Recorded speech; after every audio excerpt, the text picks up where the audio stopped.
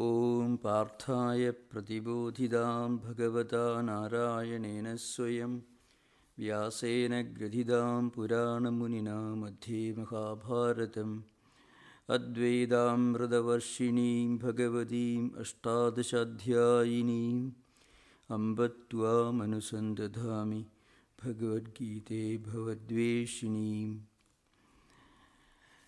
There was a request from some of our listeners, friends, who sent an email requesting me to explain the meaning of the invocation mantra and also the concluding verses that you normally find in the printed works. So I shall try to give a brief description of this particular Sanskrit verse which I recited just now.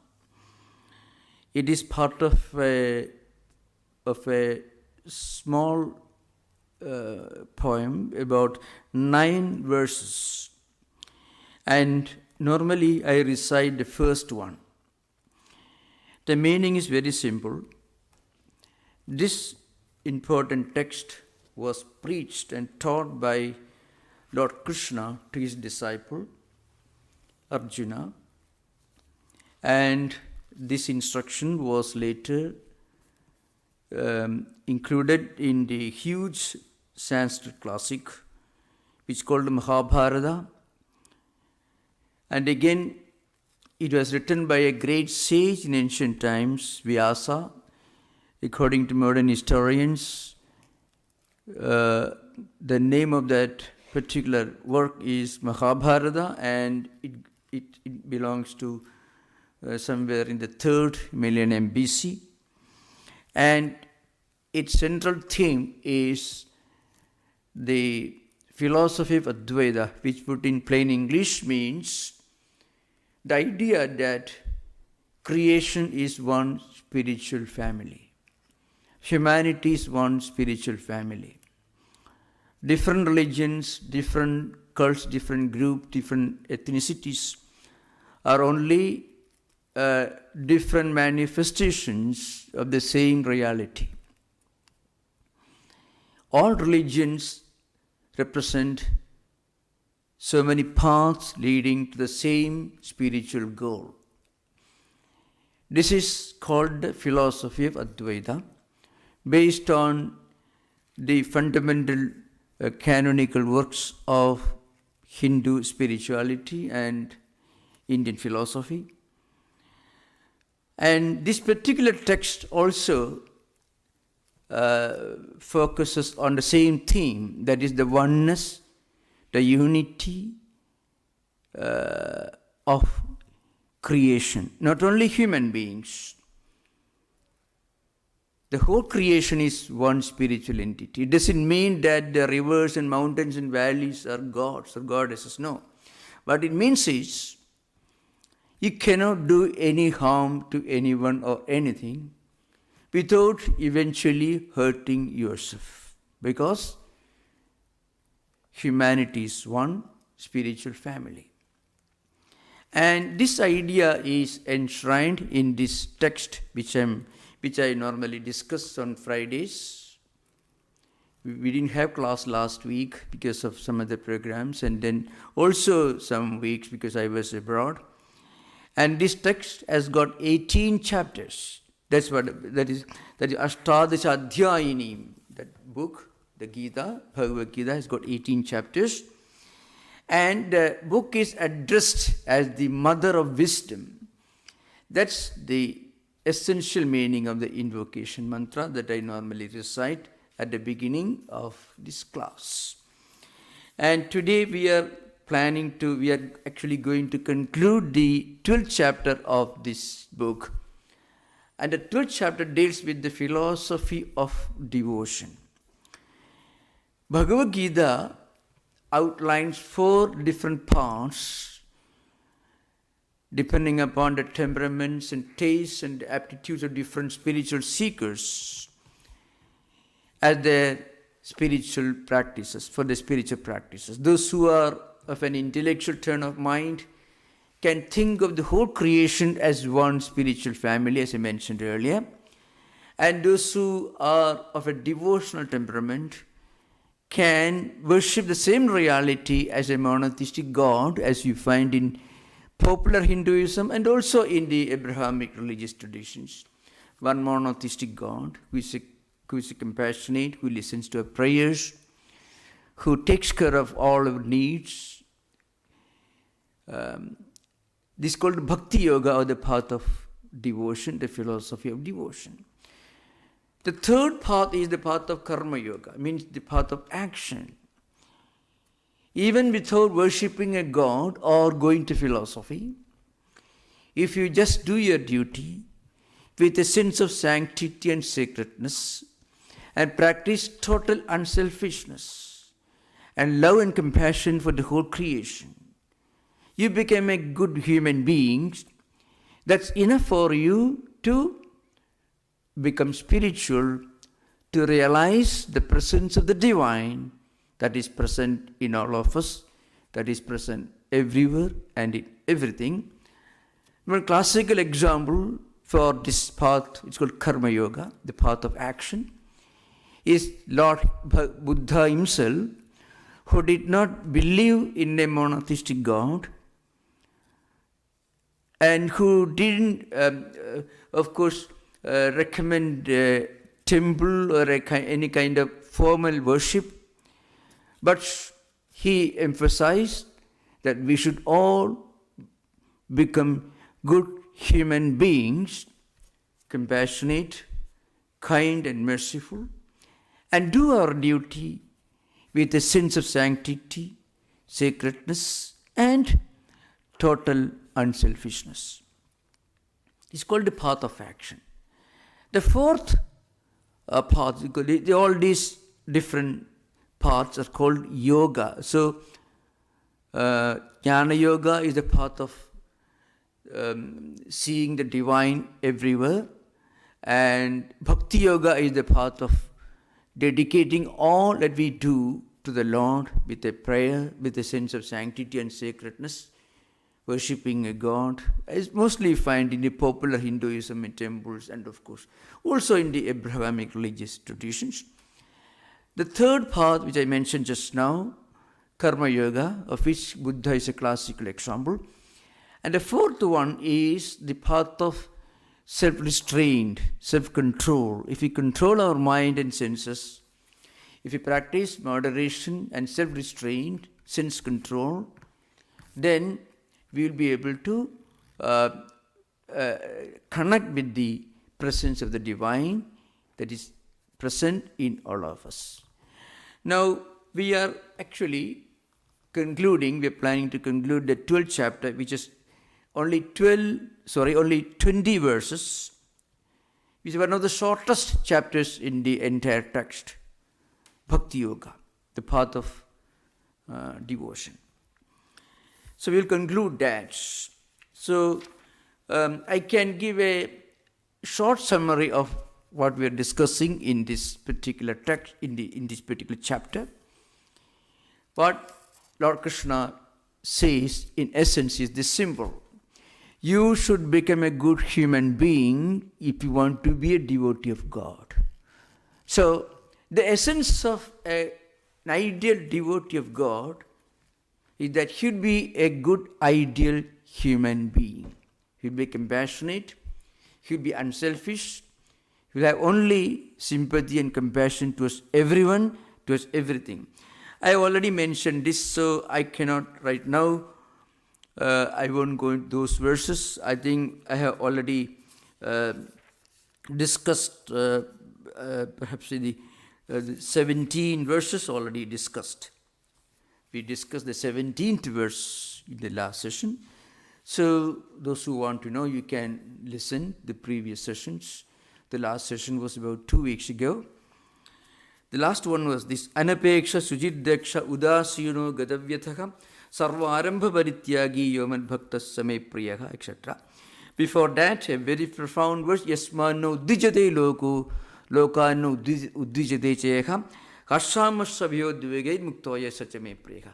One who is not afraid of anyone and a person of whom nobody is afraid. A person, an ideal devotee, will look upon success and failure, friend and foe, good and bad, with the same equanimity of wisdom, with the same equanimity, equal outlook, equal understanding. He will not be overjoyed when he is successful, and he will not be terribly sad when he is not able to succeed. It doesn't mean that he'll be indifferent, or he'll be negligent, or he'll be insensitive. Rather, he will be as sensitive as anybody else. He'll work hard with all concentration. At the same time, if he doesn't succeed, he will not be devastated. He may work hard again to succeed, but it will not hurt him if he is not able to achieve 100% success. So this equanimity and wisdom, this is one important aspect of an ideal devotee. In fact, the description of the characteristics of an ideal devotee begins like Sandushta Sadatam Yogi Yatatma Dridanischeka Mayarpida Mano Buddhi Yoman Bhaktasame Preha. A devotee of God will be always happy. Happy not in the ordinary sense of the term, in the empirical sense. You get a new car, you are happy. Or if you suddenly get $1 million, you are happy. Not that kind of happiness. He will have a sense of inner fulfillment. And that comes out of not any empirical or worldly achievement. It is the result of generating spiritual energy, spiritual asset with himself. And that gives him a sense of inner fulfillment. It is not, as I repeat again, it is not joy as we normally understand it. Because in normal life, when we talk about happiness, it actually implies the absence of unhappiness. Joy normally means the absence of its opposite. Because happiness and unhappiness come and go, they change, interchange. But the devotee of God will always be established in a sense of inner fulfillment. The particular state of human mind will be one signal, one important characteristic of an ideal devotee of God. Please listen to the previous classes because right now we cannot repeat all those ideas. Now we are coming to the 18th, 19th and 20th verses, the last three verses of the 12th chapter. Samashatrauja mitreja tatha manapa manayohu sidoshna sukha dukkeshu samasanga vivarjidaha tulyaninda studirmauni sandusto yena kenajit anikeda stiramatihi bhaktiman me prayonaraha. Lord Krishna again describes his ideal devotee. One important thing, I repeated this again earlier, but still I want to repeat again. The point is, Lord Krishna is not asking you to go to a place of worship. He is not asking you to read a book regularly. He is asking you to be a good human being. That's a very interesting. That's why the spirituality that you describe in this text is so universal.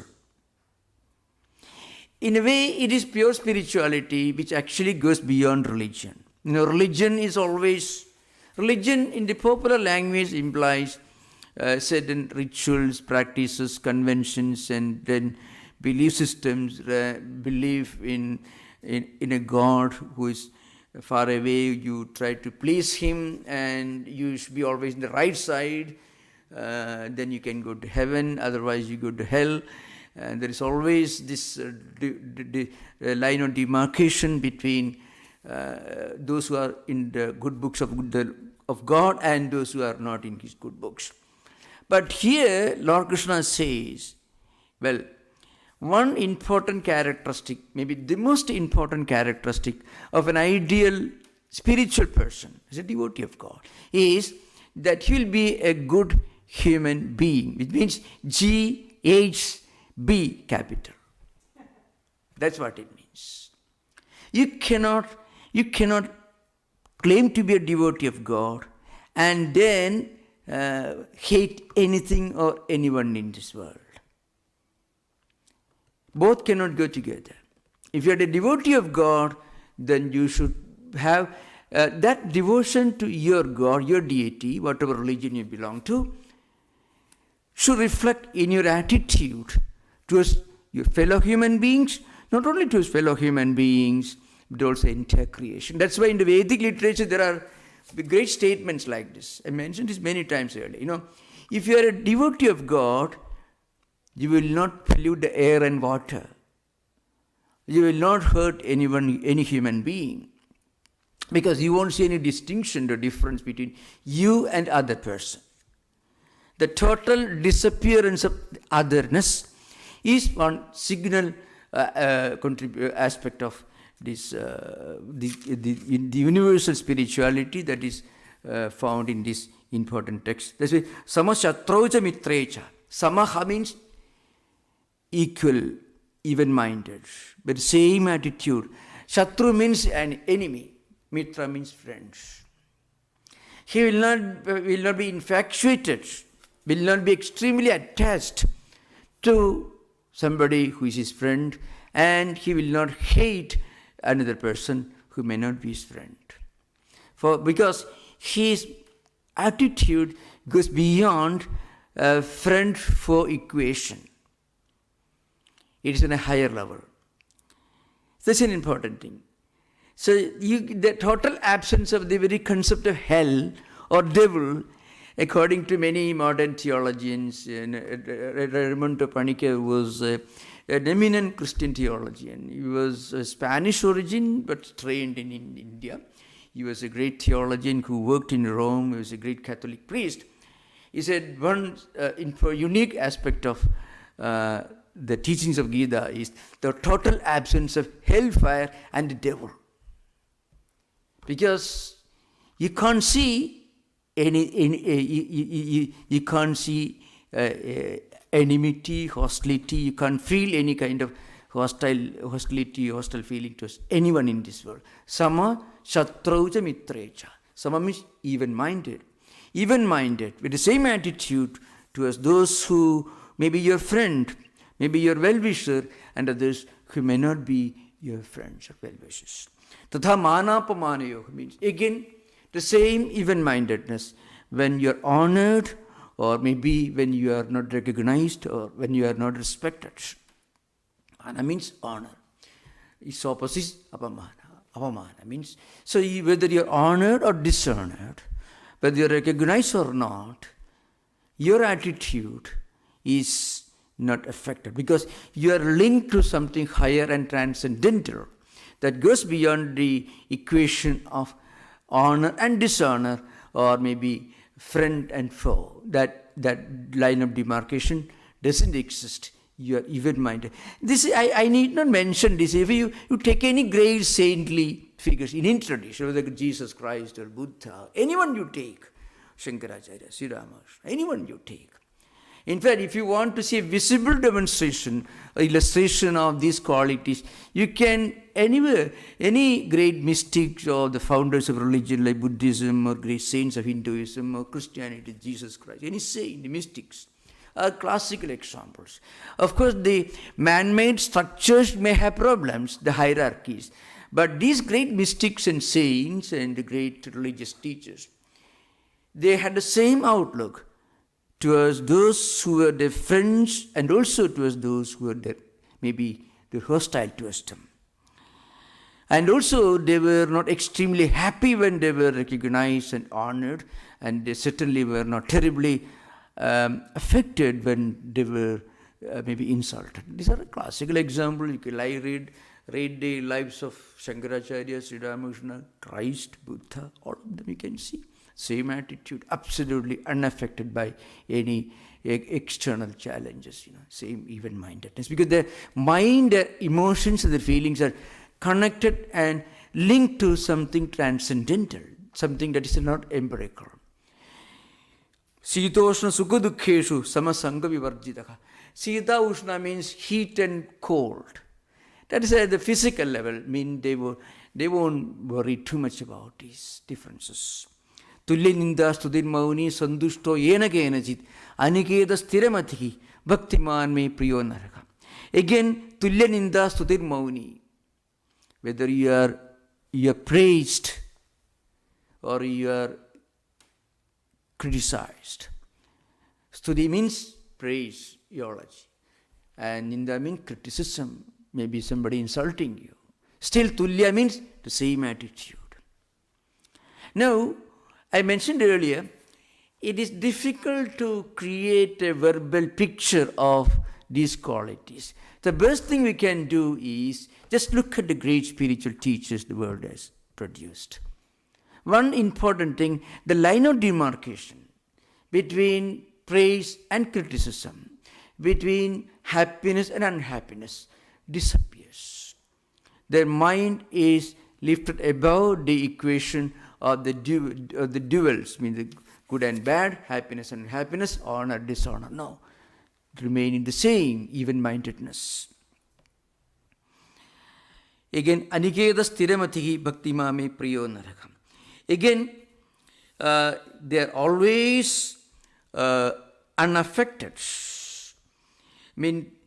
Aniketa literally means, they don't have their own place of residence. What it means is, maybe it's a reference to ancient times when the great wandering mendicants and mystics, saints and sages used to walk from place to place. They didn't build a home for themselves. The whole world was their home.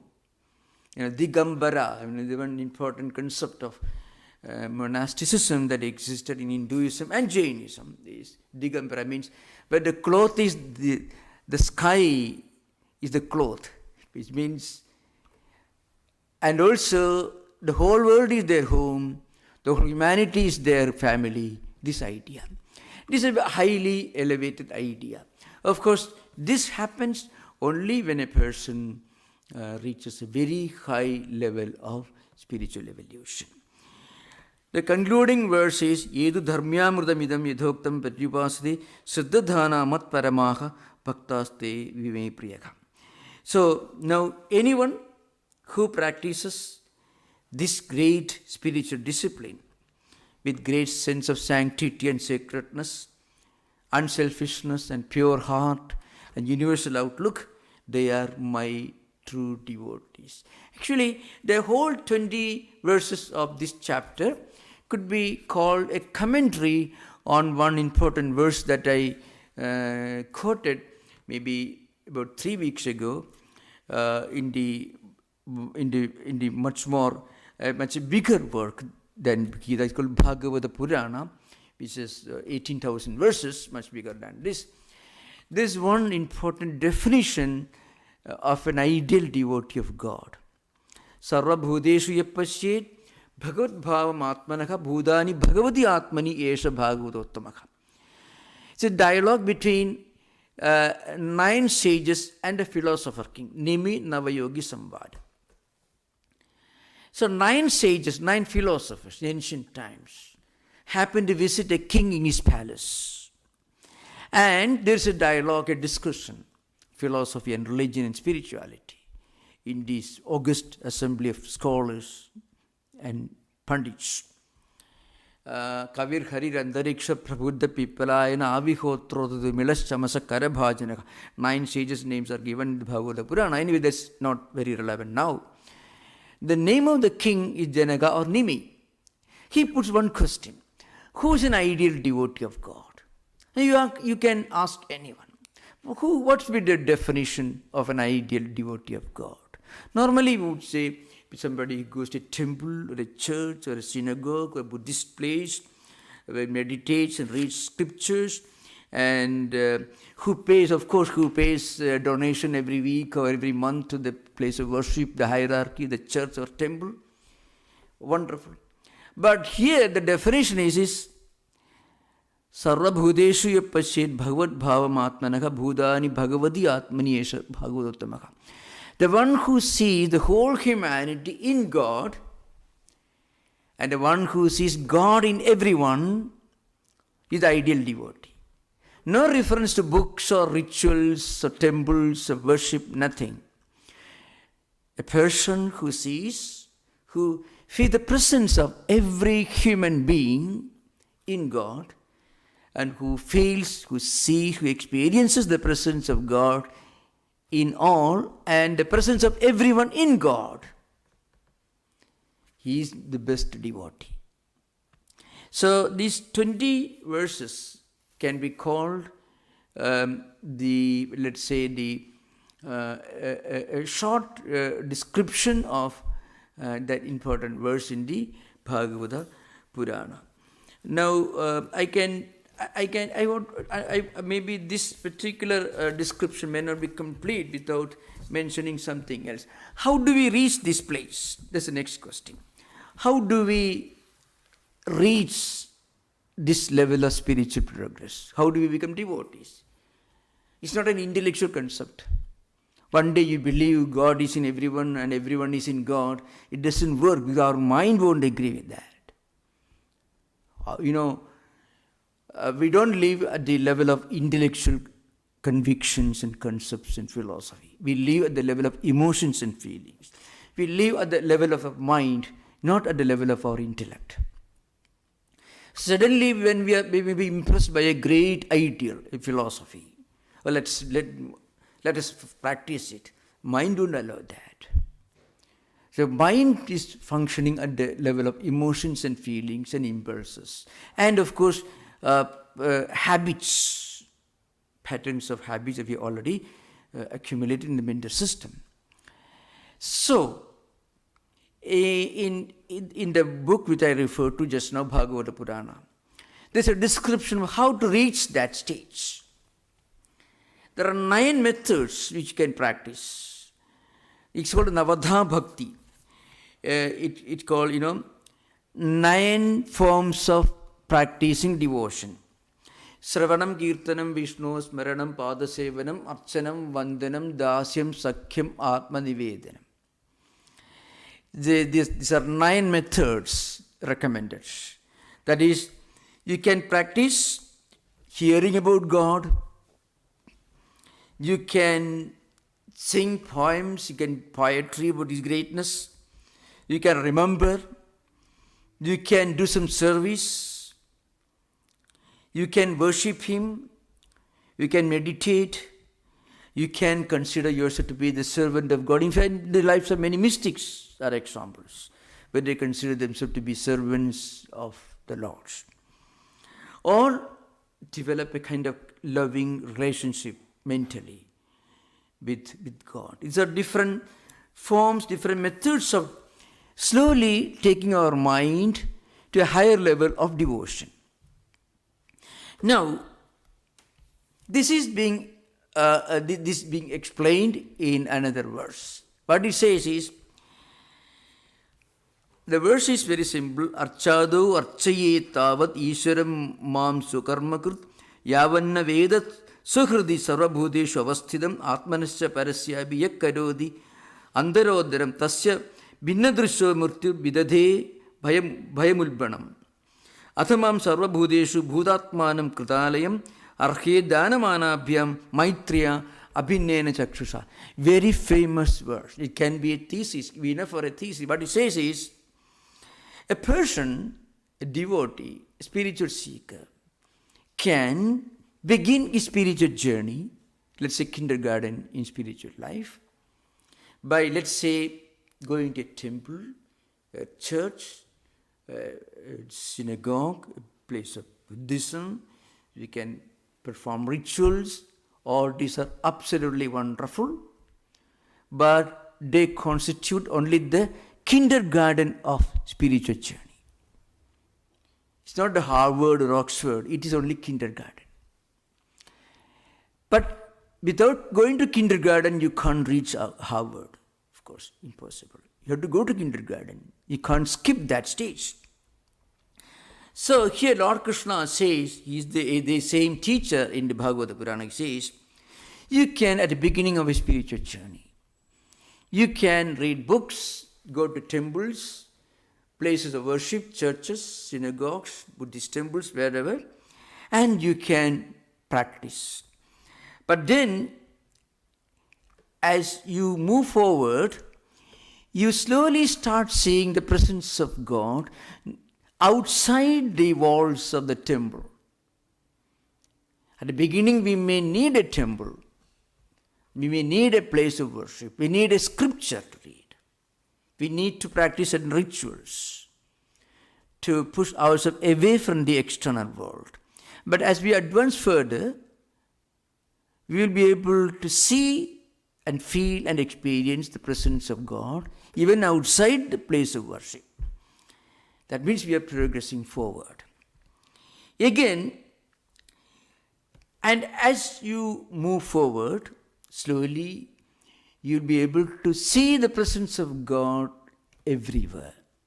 And then everything you do becomes an act of worship.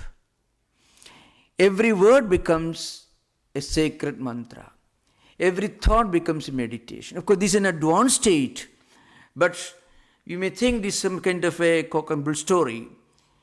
But if those of you are familiar with the lives of the great mystics or saints, in any tradition where they have reached the highest level of meditation and contemplation, you find they were experiencing this within. Of course, in certain traditions, they were persecuted for doing this, but this is the central thesis of real spirituality, which goes beyond religions. Then Lord Krishna says, Athamam sarveshu bhudeshu bhudatmanam kritalayam. What is the residential address of God? Lord Krishna says our own heart. There's a permanent residential address. The temple, the church, places of worship, the books, all wonderful. He stays there, but his permanent residential address is an identity card. It is the human heart. That's the real address, the real residence of God. Says, Athamam sarveshu bhudeshu bhudatmanam kritalayam. One should go beyond the differences. Tasya bhinnadrisho murtyur vidadhe bhaya ulbanam. There's a strong statement here. People who see differences, who believe in prejudices and differences and distinctions and discriminations of any kind, they have not understood the true nature of the Lord.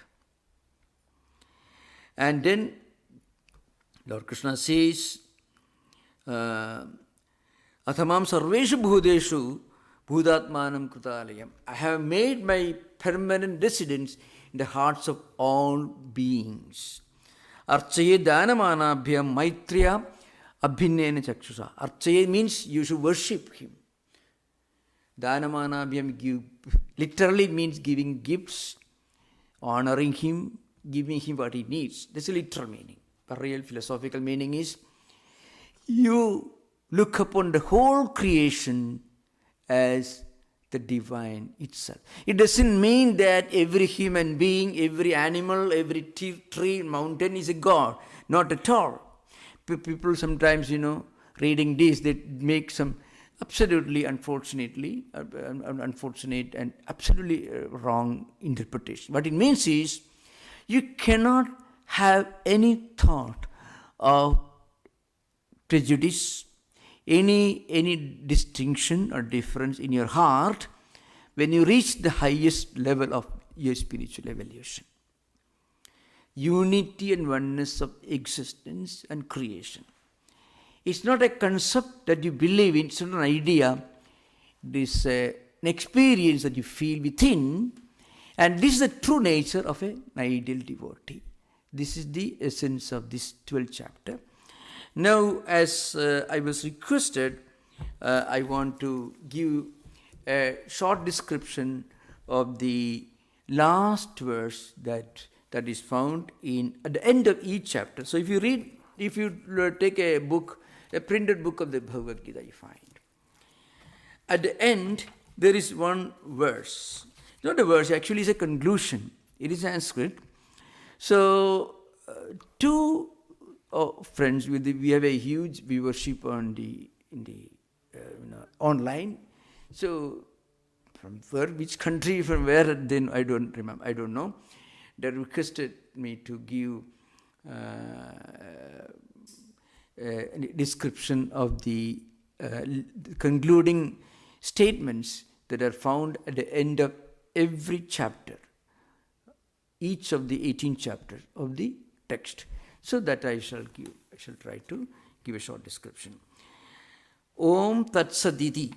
This is the first part of the mantra at the end of every text. What it means is, it's a kind of auspicious, prayerful statement.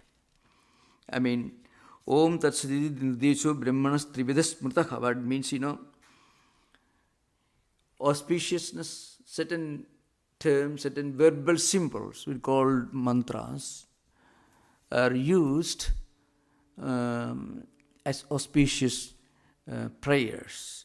So Om means cosmic oneness of existence. The unity and oneness, that's a running theme of many of these statements. The unity and oneness of existence. That's the meaning Om Tat Sat. Then you find Sri Mahabharata. Mahabharata is the text from which this is taken. It is taken from a much larger work called Mahabharata, which has got more than 100,000 verses. Apparently, the largest work, classical work in human history is Mahabharata, which has got 100,000 verses. It's considered to be 9 times as big as Homer's Iliad, Odyssey, and Virgil's Aeneid put together, the great Latin and Greek classics. And then you find Shatasahasryam Samhidayam Vyasikyam. These are the Sanskrit words, I shall explain. What it means is, Shatasahasryam Samhidayam, this book, Mahabharata, which has got 100,000 verses. Of course, Mahabharata has got many additional verses, means. So he said, so he narrated, so he replied, and so on. If you include this, there will be 100,000 plus 217. So 100,000 and 217 verses. If you include all the narratives that are found in the Mahabharata. Vyasikyam Samhidayam. Vyasa is the name of the great sage, the philosopher who wrote Mahabharata. His name is Vyasa. It's a book written by Vyasa. It's called Vyasikyam. Samhita means a large classical work. So, this statement that you find at the end of each chapter of the Bhagavad Gita, it refers to the context where this particular book occurs in the Mahabharata, and it also includes some description of this great work, Mahabharata, and where, in which chapter, in which section this Bhagavad Gita is found. Now, please remember, Bhagavad Gita, which we are discussing now, has 18 chapters, altogether 700 verses. 700 verses. It's only a tiny fragment of a much larger work called Mahabharata, which has got more than 100,000 verses. So, in which section of the Mahabharata this particular book is found is implied in the last statement that you find at the end of each chapter of the printed book. That's a request that came from emails. So, Vyasikyam Samhidaya. In this great work, Mahabharata, was written by Vyasa, Bhishma Parvani. Bhishma Parva is a section. So if you get Mahabharata, if you can go to Berkeley, Stanford, or any big library in America, you can see Mahabharata, huge volumes. You need one entire shelf. Huge volume, printed volumes. Now, it's divided into different sections. A section, you may call it a book. Sometimes it's book number 1, book number 2. Sometimes it's written as sections. It's called Parva. So, there are 18 sections in the Mahabharata, of which the sixth section, the sixth book is Bhishma Parva. And Bhagavad Gita is found in that particular sixth book, sixth section called Bhishma Parva. Adi Parva, Sabha Parva, Vana Parva, Vidada Parva, Udyoga Parva, Bhishma Parva, Drona Parva, Karna Parva, Shalya Parva, Sauptika Parva, Stri Parva, Shanti Parva, Anushasana Parva, Ashwamedhika Parvam, Asamavasika Parvam, Mausala Parvam, Mahaprasthanika Parvam, and Surgarohana Parvam. That's the last one, 18th. So I am reading all this because this is the huge viewership who are referring to different reference books listening to this. So these are the 18 sections in the Mahabharata, of which the sixth section, Bhishma Parva, is the context. That's the chapter from which Bhagavad Gita is taken. And it deals with the great, a series of instructions and dialogues involving the grand teacher, the great philosopher, the great ancestor of the two dynasties, and a number of sages and philosophers. So this is a very famous chapter called Bhishma Parva. Then you find, if you look at the book, you find in Sanskrit, in English also there are Roman transliterations. You find Srimad Bhagavad Gita Su Upanishadsu. Now, you see, actually, Bhagavad Gita Su is plural. The plural is used to indicate respect. So, because of our reverence for this book, it is called, instead of Gitayam, it is singular, it's called Gita Su, plural is used. So it means in this particular book, Upanishad Su, so it is equated with the great Vedic work. It is the essence of Vedas called Upanishads, Jnana Yoga. So it is equated with the Upanishads, with the supreme canonical tradition of Hindu philosophy and spirituality. So Gita is equated with the highest spiritual canonical work, Upanishads. Brahma Vidyayam, what does it contain? It contains the science of spiritual enlightenment, the science of supreme spiritual enlightenment. So in that sense, again, it is called Yoga Shastra, because in the Gita, Lord Krishna recommends 4 important paths, which I already discussed earlier: the path of devotion, the path of philosophy, and the path of psychic control, and of course the path of disinterested action. In one classical example, in our own times, was Mahatma Gandhi was an example of this path of action. He was a politician, mind you, a saint among politicians, but absolutely free from absolutely no selfishness, self-interest. He lived and worked and died only for others, for some noble cause. It's an example of Karma Yoga in its most supreme level. And Buddha, as I mentioned earlier. There are many, of course, the great spiritual teachers of any religious tradition are examples, because they were free from any kind of selfish interest or self-interest. Then the context is mentioned, Sri Krishna Arjuna Samvada. Samvada means dialogue. So it occurs as part of the dialogue, of a dialogue between Lord Krishna, the teacher, and Arjuna, his disciple. And then to the conclusion you find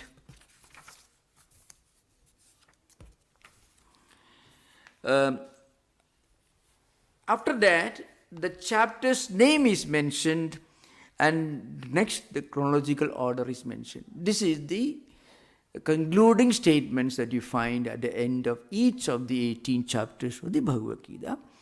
So thank you. Now we have interaction. You are most welcome to ask questions.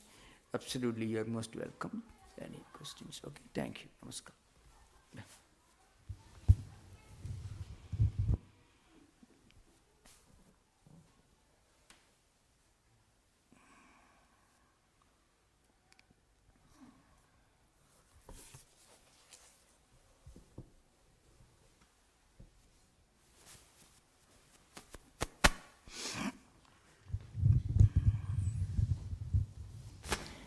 Thank you. Thank you. Yeah. So when you were talking, what jolted me was when you said, first of all, you're describing equanimity, even-mindedness, and I'm thinking, how? It's so difficult. And then you said, because you're linked to something higher. And then another little later, you said your mind is lifted, or their minds, the saints, are lifted above Christ. Can you talk more about that? Yeah, certainly. Thank you for the question. So normally, we become affected. We are not able to keep even-mindedness because we are so much obsessed or focused on the particular problem, situation, or context that we are confronting in front of right now. But suppose we know that it's just a part of a series, It's just happiness and unhappiness, sorrow and joy, success and failure. All these come continuously, interchangeably. It's a fact. But when we are facing a difficulty, we forget that difficult situation is also bound to change, and a more pleasant situation will emerge. That we forget. So again, when we are in the midst of a very wonderful, happy situation, we become overjoyed because we forget that after some time, this pleasant, happy situation may not continue. It may come. So on both occasions, what happens is we become over-focused on what we are encountering right now before our eyes. We forget that the present situation that makes me unhappy now will change. It's a fact, it will change. That's true. Just it's a business, profit and loss. It's part of business. In a way, life also is something like that. Good and bad comes continuously. You heard of Buddha's story. An old lady came to Buddha telling him, his son died. She was poor woman, she was crying and weeping. The Buddha asked her to go about and collect some mustard seeds. One mustard seed, at least from one family, where no one had ever died. A family that never encountered any demise, death. And the lady worked hard whole day, came empty-handed. She couldn't get one mustard grain. It's a fact. And she understood. So the point is, very often we forget that it is everything in this world is bound to change. On a bigger scale, Gita tells you that life itself is like that. So there is no reason for us to get disappointed, unhappy, or sad in any context. Life itself is like that. So once we understand that good and bad, joy and sorrow, happiness and unhappiness, they come and go, nothing remains permanent. Once we remember that, then we become sad when something unfortunate happens, but later we'll be able to think, oh, this is true. This sadness will go one day. If I was happy yesterday, today I'm unhappy. The same logic tells me that tomorrow I may be happy again. It's a fact. So that's one way. So when you constantly remind yourself about this fact, then you can slowly develop this even-mindedness. That's all. Thank you. Question. Yeah.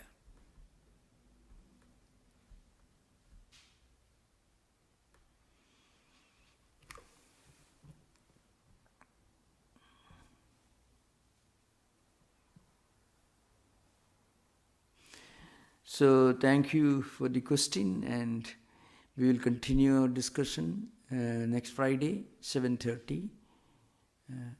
And also please remember, we have regular in-person events, Sunday lectures at 11 a.m.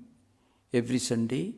Not here, but new temple, 2323 Velover Streets, and that's the location. 4 blocks from here we have Sunday lectures. And also on Sunday evening at 6 p.m. we have this class on Indian philosophy. There is an online class. You can get information from our website. Just Google Vedanta Society San Francisco. You can get our website. You can find information in our homepage. Thank you. Namaskar. Om Shanti Shanti Shanti Harihi Om Tat Sat Sri Rama Krishna Arpanamastu.